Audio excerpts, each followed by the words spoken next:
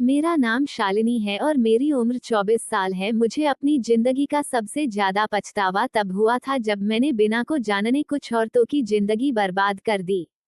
कुछ मेरी ही गलती की वजह से ही हुआ था और मैं उस दिन के लिए अपने आप को कभी माफ नहीं कर सकती, क्योंकि मेरी वजह से उन बेचारी औरतों के पास खाने तक को कुछ नहीं बचा था। उनका पूरा घर बर्बाद हो गया था और उनकी हर चीज लुट गई थी। मुझे यकीन है मेरी इस बात पर वो औरतें मुझे आज तक दुआएं देती होंगी, आज तक मुझे कोसती होंगी, क्योंकि मैंने ही उनको वह गलत रास्ता दिखाया था जिसके बारे में मुझे खुद भी कुछ नहीं पता था। अगर मुझे थोड़ा सा भी इस बात के बारे में पता होता तो मैं कभी भी उन औरतों को नहीं बताती कि आप लोग महापर्व जाओ। मैं खुद भी गलत फहमी का शिकार हो गई थी। मेरा नाम शालिनी है। जब से मेरी पढ़ाई पूरी हुई थी तो मेरे घर वालों को मेरी शादी करवाने की बहुत जल्दी थी, मगर मैं घर वालों को हमेशा ही मना कर दिया करती थी कि मैं अभी शादी नहीं करना चाहती, क्योंकि वह रोहित को पसंद करती थी और बात बात में घर वालों को बताने से बहुत डरती थी, क्योंकि मेरे पापा और भाई बहुत ही ज्यादा स्प्रेड थे और मुझे पता है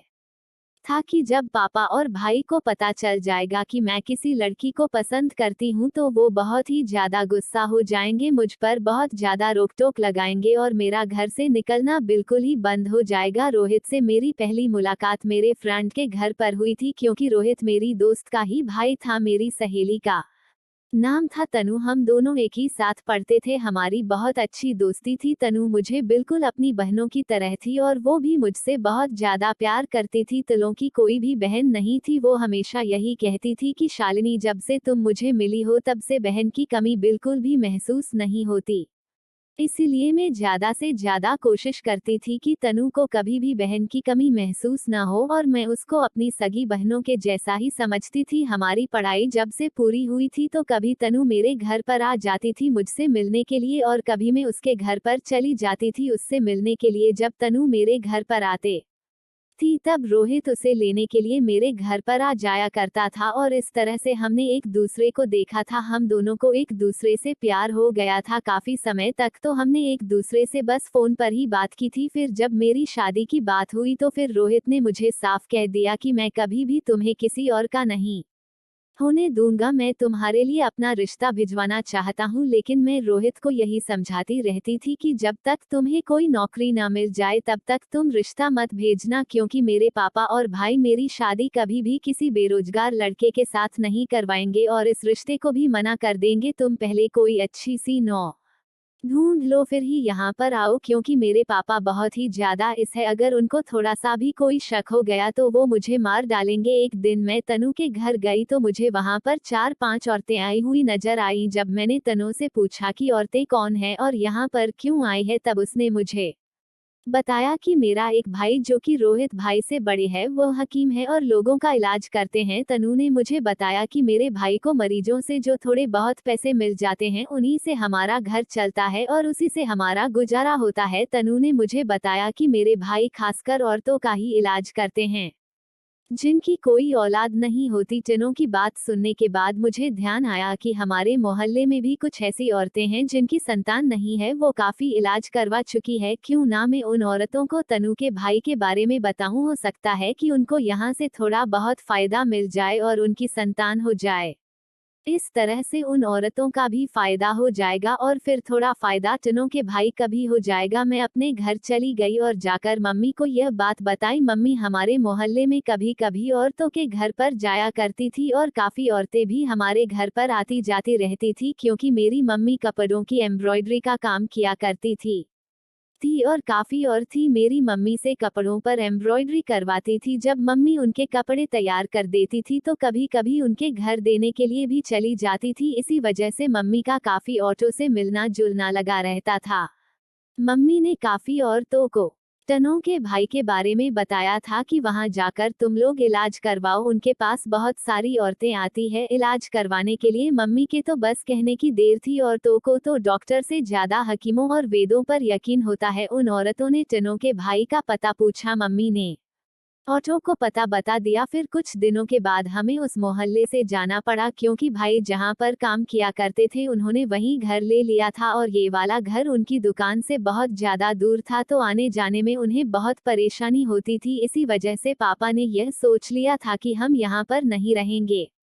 हम वहीं जाकर रहेंगे, हमारे हालात ज्यादा ठीक नहीं थे, ये घर भी भाई ने लोन पर लिया था। हमें नए घर में आए हुए 5 महीने गुजर गए और तनोसे में उन 5 महीनों में एक बार भी नहीं मिल पाई थी, क्योंकि पापा घर से निकलने की परमिशन ही बहुत कम दिया करते थे। रोहित से फोन पर मेरी बात अक्सर हो जाए करती थी। रोहित को जब नौकरी मिल गई थी तब वो हमारे घर रिश्ता लेकर आया। उस दिन मैं बहुत ज्यादा खुश थी, क्योंकि मुझे अपनी मोहब्बत मिलने जा रही थी, जिसके मैं हमेशा सपने देखा करती थी। रोहित की नौकरी लग गई थी, इसीलिए पापा ने भी रिश्ते को मना नहीं किया था और पापा ने रोहित को 4 महीनों के अंदर अंदर शादी करने के लिए बोला था, क्योंकि मेरे पापा हम सबकी जिम्मेदारी से जल्दी ही फ्री होना चाहते थे और वह चाहते थे कि जल्द से जल्द मैं अपने बच्चों की शादी कर दूं और फिर सुकून से केदारनाथ के दर्शन के लिए निकल जाओ। इसीलिए दोनों घरों में जल्दी जल्दी शादी की तैयारी हुई और फिर बहुत ही अच्छे तरीके से मेरी शादी हो गई। मेरी शादी की सबसे ज्यादा खुशी मेरी सहेली तनु को हुई थी, क्योंकि अब मैं उसकी भाभी बनने जा रही थी, उसके साथ रहने के लिए जा रही थी। मेरी शादी के बाद तनु और मैं हर समय साथ रहते थे, क्योंकि रोहित सुबह को ऑफिस चले जाते थे और शाम को 8 बजे ही घर वापस आते थे। मैं सारा दिन रोहित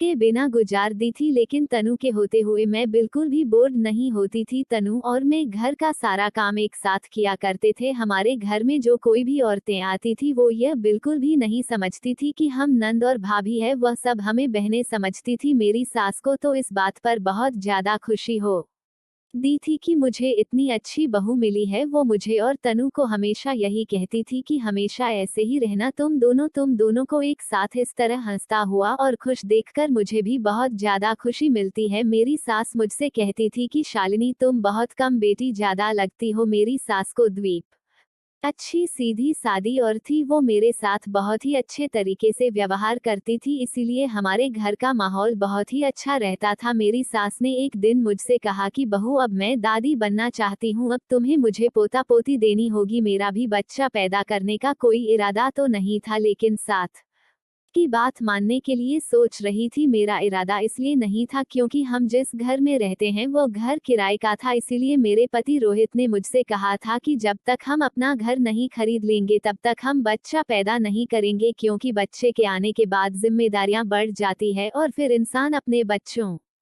के लिए कुछ भी नहीं कर पाता। रोहित का कहना था कि हम अपने बच्चों के लिए कम से कम एक घर तो खरीद ले, फिर बच्चे पैदा करेंगे। उनकी बात मुझे ठीक लगी थी, इसीलिए मैंने भी हाँ कर दी थी। लेकिन अब जब सास ने बात कही कि वह दादी बनना चाहती है तो फिर मैंने रोहित से बात की और रोहित ने जो खबर मुझे उस समय सुनाई, वह खबर सुनने के बाद में बहुत ज्यादा परेशान हो गई, क्योंकि रोहित ने मुझसे कहा कि रोहित जिस जगह काम करते हैं और लोगों ने रोहित को नौकरी से निकाल दिया है, इसलिए फिलहाल बच्चे पैदा करने के बारे में सोचो भी मत। रोहित की नौकरी चले जाने पर तो हम दोनों पति पत्नी बहुत ज्यादा परेशान थे, क्योंकि रोहित की सैलरी से और मेरे जेठ की कमाई से ही घर चलता था और अब हमारी जिम्मेदारी भी हमारे जेठ पर आ गई थी। मेरी जेठानी की शादी के 6 महीने बाद ही एक कार एक्सीडेंट में मृत्यु हो गई थी। तब से मेरे जेठ ने दूसरी शादी नहीं की थी। मेरे जेठ काफी अच्छे खासे पैसे कमा लेते थे, इसलिए उन्होंने कभी भी हमें खुद पर बोझ नहीं समझा था। मेरे जीत के पहले तो एक छोटी सी दुकान थी, लेकिन अब उन्होंने घर में ही छोटा सा अस्पताल बना लिया था, जहां पर वो औरतों का इलाज किया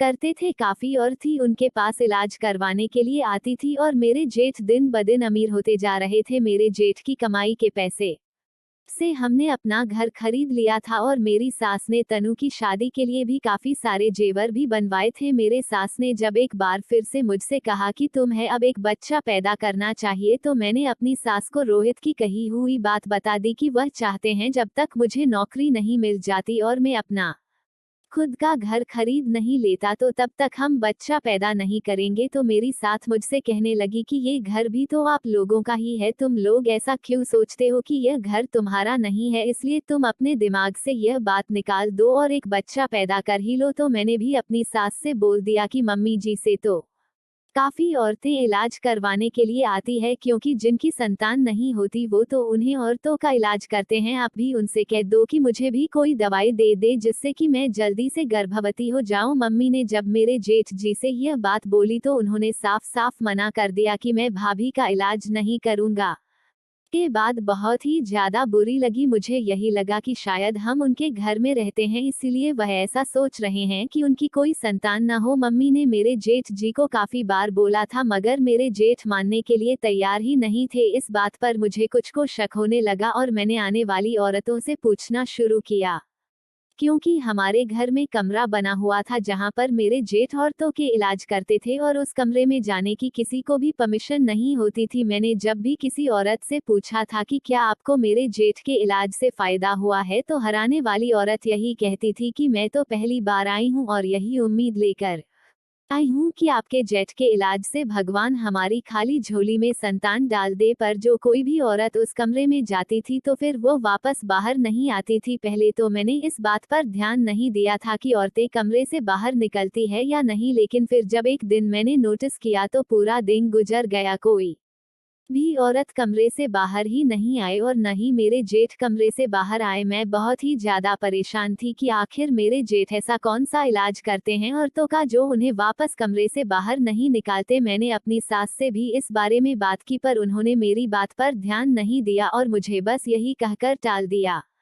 कि इलाज करवाने आते हैं, इसलिए थोड़ा बहुत टाइम तो लगेगा क्योंकि काफी भीड़ लगी रहती है और लोगों को टाइम देने में मेरे बेटे को बहुत ज्यादा समय लग जाता है। उसे तो अपने खाने पीने तक की परवाह नहीं होती। मैंने अपनी सास के साथ इस बारे में और ज्यादा जिद नहीं की, क्योंकि मैं उन्हें यह क्लियर नहीं बता सकती थी कि मुझ उनके बेटे पर शक हो रहा है। यह बात मैं उन्हें कैसे कह सकती थी, इसीलिए मैंने सोचा खुद ही इस बात का पता लगाएं, क्योंकि मैं अपने शौक को दूर करना चाहती थी। एक दिन सुबह को अपने जेठ के कमरे में जाने से पहले ही उनके कमरे में जाकर छुपकर बैठ गई जहां पर वह और का इलाज करते थे।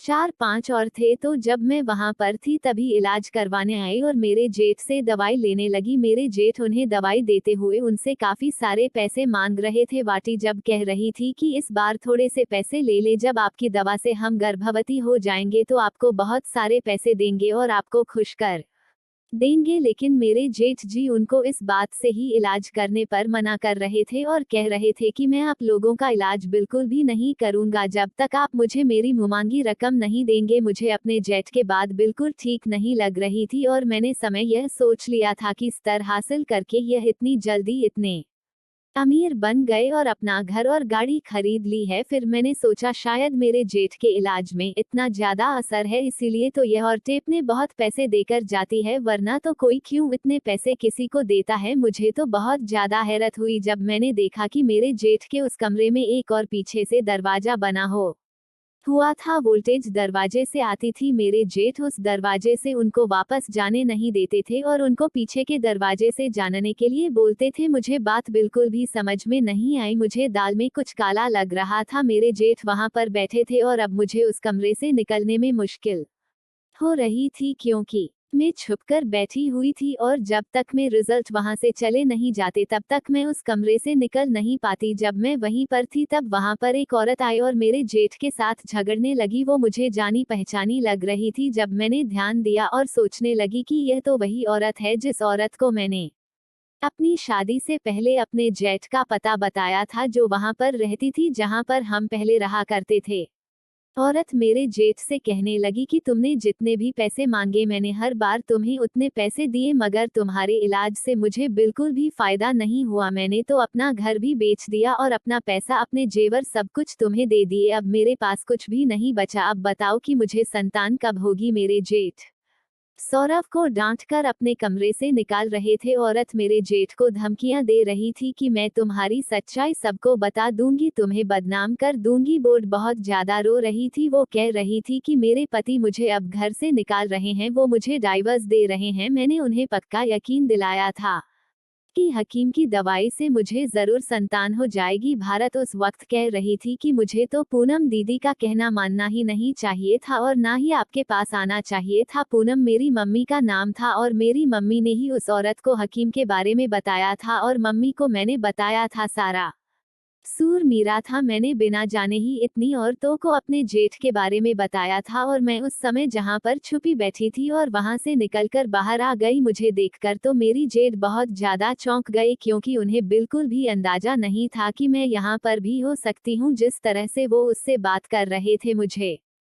देखकर तो बहुत ज्यादा शर्मिंदा होने लगे। मुझे कहने लगे कि भाभी आप यहाँ पर क्या कर रही है। जो समय मेरे जेठ के पास खड़ी थी वो मेरी जेठ को कह रही थी कि मेरा सारा पैसा मुझे वापस कर दो। उस औरत ने मुझे इस समय पहचान लिया। मुझसे कहने लगी, शालिनी कि तुम्हारा जेठ है यह तो ढोंगी है, यह कोई हकीम नहीं है, ये और से पैसे लूटता है और यह दवाई देने से पहले ही औरतों से काफी पैसे मांगता है। वो मुझसे कह रही थी कि शालिनी मैं तो तुम्हारे कहने पर इस हकीम के पास आई थी, इसकी बातों में आ गई, मैंने अपना घर तक बेच दिया, अब मेरे पति मुझे डाइवर्स दे रहे हैं। बताओ। मैं कहा, यह सब कुछ तुम्हारी वजह से हुआ है, क्यों तुमने मुझे यहाँ भेजा था, अब बताओ मैं क्या करूँ। वो बहुत ज्यादा रो रही थी। मुझे उस पर बहुत ज्यादा तरस आ रहा था क्योंकि वह कह रही थी कि मेरे पति मुझे दिवस दे देंगे, जब तक मैं उसके पैसे वापस न कर दूं मेरा घर उजड़ जाएगा। मैं रिजेक्ट। बहुत ही ज्यादा शर्मिंदा हो रहे थे। वो उस औरत से कह रहे थे कि तुम यह बात किसी को भी मत बताना, मैं तुम्हारे पैसे लौटा दूंगा। मैंने अपने जेठ से समय कहा कि आप इस औरत के पैसे तो लौटा देंगे और बाकी सारी औरतों से जितने पैसे आपने लूटे हैं वो कौन वापस करेगा। मेरे जेठ मुझसे कह रहे थे कि भाभी आप कौन, औरतों की फिक्र करने की कोई जरूरत नहीं है, कोई भी अपने पैसे वापस लेने के लिए नहीं आएगा। मैंने अपने जेठ से कहा कि आपको पता भी है यह कितना बड़ा पाप है, अगर आप हकीम नहीं थे तो आपने लोगों को क्यों कहा था कि मैं आपका इलाज करूंगा और मेरे इलाज से आप गर्भवती हो जाएंगी। झूठ बोलना कितना बड़ा पाप है और आप झूठ से कमाए हुए पैसों से हम सबको खिला रहे हैं। ये सारी कमाई तो हराम की थी, मतलब हम इतने सारे दिनों तक गलत काम के पैसे खाते रहे हैं। मुझे बहुत ज्यादा दुख हो रहा है कि मैंने आपके कमाए हुए पैसे से अपना पेट भरा है। मेरे जेठ को अपनी गलती का बिल्कुल भी एहसास नहीं हुआ रहा था, इसलिए मैंने उनके सामने बोलना बेकार समझा और उनके कमरे से चली गई। मेरे जेठ के पास जितने पैसे उस समय थे उन्होंने उस औरत को दे दिए और बाकी पैसे बाद में देने के लिए बोल दिया। मैंने अपने पति से बात कर ली और उनको अपने जेठ के बारे में सब कुछ बता दिया। मैंने उनसे कह दिया कि मुझे आप इस घर में एक दिन और नहीं रहना और न ही अपने जेठ के कमाए हुए पैसों से कुछ भी खाना पीना है। मेरे पति ने अपने भाई से इस बारे में बात की तो उनके भाई ने साफ साफ कह दिया कि अगर आपको इस घर में नहीं रहना तो यहाँ से चले जाएं, बाकी आप लोगों को मेरे बारे में कुछ भी बोलने का कोई हक नहीं। मेरे पति और मैं उस घर से चले गए और मैं अपने पति को लेकर अपने मायके चली गई। हम दोनों वहां पर रहने लगे। मैंने अपने घर वालों से बोल दिया था कि मेरे पति को यहीं पर नौकरी मिली है, इसलिए हम कुछ दिन के लिए आपके घर में रहने के लिए आए हैं, जब तक हम अपने लिए कोई घर नहीं देख लेते। मैंने वहां पर ट्यूशन पढ़ाने का काम शुरू कर लिया और हम अपना खाना पीना खुद ही करते थे। मेरे पति की इतनी सारी कोशिश के बाद उन्हें बहुत अच्छी नौकरी मिल गई जिसकी सैलरी काफी अच्छी थी। कुछ ही महीनों में हमने अपना घर अलग ले लिया क्योंकि मैं अपने पति की सारी सैलरी जोड़ती थी और अपने ट्यूशन के पैसों से ही गुजारा करती थी। मेरे पति मुझसे कहते थे कि ये सब कुछ तुम्हारी मेहनत की वजह से हुआ है, अगर तुम मेरा साथ नहीं देती तो हम कभी भी अपने घर नहीं खरीद पाते। घर खरीदने के बाद मैंने अपना इलाज एक अच्छे डॉक्टर से करवाया था, जिसके इलाज के बाद 3 महीने में ही मैं गर्भवती हो गई थी और इस बात की मुझे बहुत ज्यादा खुशी हुई थी। मैं मिठाई लेकर अपनी सास के पास भी गई, उनको भी यह खबर सुनकर बहुत ज्यादा खुशी मिली थी। मैंने अपनी सास को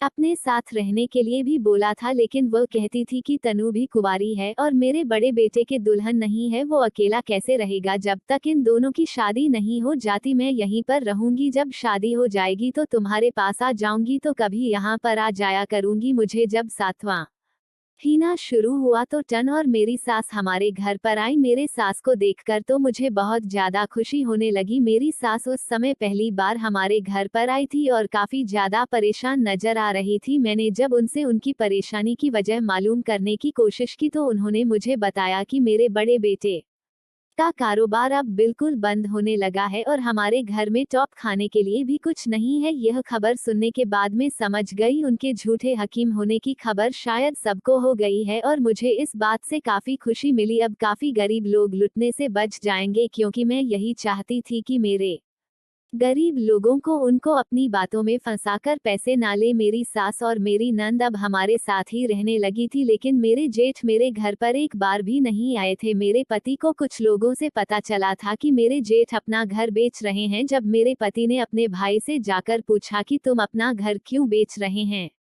तो मेरे जेठ बहुत ज्यादा रोने लगी और कहने लगे कि मैंने आज तक जितने लोगों से पैसे लिए हैं अब बहुत ज्यादा लोग मुझसे पैसे लेने के लिए आ रहे हैं, मेरे पास तो कुछ भी नहीं बचा कि मैं उनको वापस दे सकूं। मेरे जेठ अपने भाई से बोल रहे थे कि मैं अब कहाँ जाऊंगा, अब तो मुझे पुलिस पकड़ कर ले जाएगी। मुझे लो, मैं अपने किए पर बहुत ज्यादा पछता रहा हूँ। मुझे झूठ नहीं बोलना चाहिए था, मुझे लोगों को धोखा नहीं देना चाहिए था। मेरे जेठ बहुत ज्यादा डरे हुए थे क्योंकि काफी लोगों ने उसे इस बात की भी धमकी दी थी कि वो पुलिस में जाकर उसके खिलाफ रिपोर्ट करवाएंगे कि उन्होंने लोगों से झूठ बोलकर पैसे लूटे हैं। मेरे पति ने अपने भाई का मुश्किल वक्त में बहुत साथ दिया था। मेरे पति ने अपने भाई को बोला था कि तुम घर मत बेचो, मेरे पास जितने भी पैसे हैं मैं तुम्हारी मदद करूंगा और धीरे धीरे तुम पर जितना भी कर्ज होगा मैं सब चुका दूंगा। लेकिन ऐसा होना पॉसिबल नहीं था क्योंकि पैसे बहुत ज्यादा थे जो घर बेचकर ही चुकाए जा सकते थे। मेरे जेठ ने अपना घर बेच दिया, काफी लोगों को उनके पैसे वापस कर दिए जबकि बहुत सारे लोगों से उन्होंने माफी भी मांगी थी। मेरे पति अपने भाई को लेकर अपने घर आ गए थे और मेरे जेठ अपनी नजरों में बहुत ज्यादा शर्मिंदा हो रहे थे क्योंकि उन्होंने मेरे साथ बहुत ज्यादा बहस की थी। मुझसे कहा था कि आपको मेरे मामले में पड़ने की कोई जरूरत नहीं है, लेकिन मैंने अपने जेठ को हिम्मत करने के लिए बोला था और बोला था कि अच्छी कमाई में बहुत सुकून होता है, चाहे वो थोड़े से ही क्यों ना हो तब भी अच्छे से गुजारा हो जाता है और न ही उनको वापस करे की कोई फिक्र रहती है। आज आपकी जितनी बदनामी हो रही है, अगर आप यह कदम उठाते और झूठ बोलकर पैसे कमाते तो शायद आपकी थोड़ी बहुत इज्जत रह जाती। मेरे जेठ बहुत ज्यादा पछता रहे थे, शर्मसार हो रहे थे। अब सब लोग हमारे घर में रहने लगे थे। मेरे पति जिस कंपनी में काम करते थे वहीं पर उन्होंने अपने भाई को भी नौकरी दिलवा दी और बाकी जितने लोगों के पैसे रह गए थे धीरे धीरे करके सबके पैसे वापस कर दिए। अब मेरे जेठ के पास किसी भी औरत के पैसे नहीं थे। दोनों भाइयों ने मिलकर बहुत ही अच्छे तरीके से बहन की शादी की और भाई होने का फर्ज निभाया था। तनु की शादी की खुशी मुझे बहुत ही यादा हुई थी, लेकिन मुझे इस बात का दुख भी बहुत हुआ था क्योंकि वो मुझसे दूर जा रही थी। तनु की शादी वाले दिन हम दोनों सहेलियां गले लगकर बहुत ज्यादा रोए थे। मेरे पति और मेरे जेठ अब दोनों ही नौकरी करते थे और अब हमारा घर बहुत ही अच्छे से चलता था। इस बात से मैं बहुत ज्यादा खुश थी कि दोनों भाई एक साथ रहते हैं, पर मेरी साथ को बहुत ज्यादा फिक्र रहती थी कि अब मेरे बेटे से कोई शादी नहीं करेगा क्योंकि वह अब तो इतना ज्यादा बदनाम हो चुका है, कोई उसे अपनी बेटी देना पसंद नहीं करेगा। मैंने अपनी सास की परेशानी भी खत्म कर दी और अपनी मम्मी के दो से उनकी बेटी का रिश्ता अपने जेठ के लिए मांगा क्योंकि मैं अपने घर में बहुत ज्यादा खुश थी और अपने मायके में कभी भी अपने ससुराल की कोई भी शिकायत नहीं करती थी। इसीलिए मेरी मम्मी के दोस्त को रिश्ता देने में कोई भी ऐतराज नहीं था और फिर मैंने उसकी शादी अपनी जेठ के साथ करवा दी। अब हम दोनों देवरानी जेठानी साथ रहते थे और दिलो जान से अपनी सास की खिदमत करते थे। हमारी साथ हमें बदले में बहुत दुआएं देती थी और हमसे कहती थी कि तुम दोनों मेरी बहुएं नहीं है, मेरी बेटियां हैं। और फिर हम बहुत ही अच्छी जिंदगी गुजारने लगे। दोस्त, उम्मीद करती हूँ आपको हमारी कहानी पसंद आई होगी। कहानी पसंद आई है तो वीडियो को लाइक करें, चैनल पर नहीं तो चैनल को सब्सक्राइब करें और हाँ, नोटिफिकेशन को जरूर दबाएं ताकि अगली अपडेट सबसे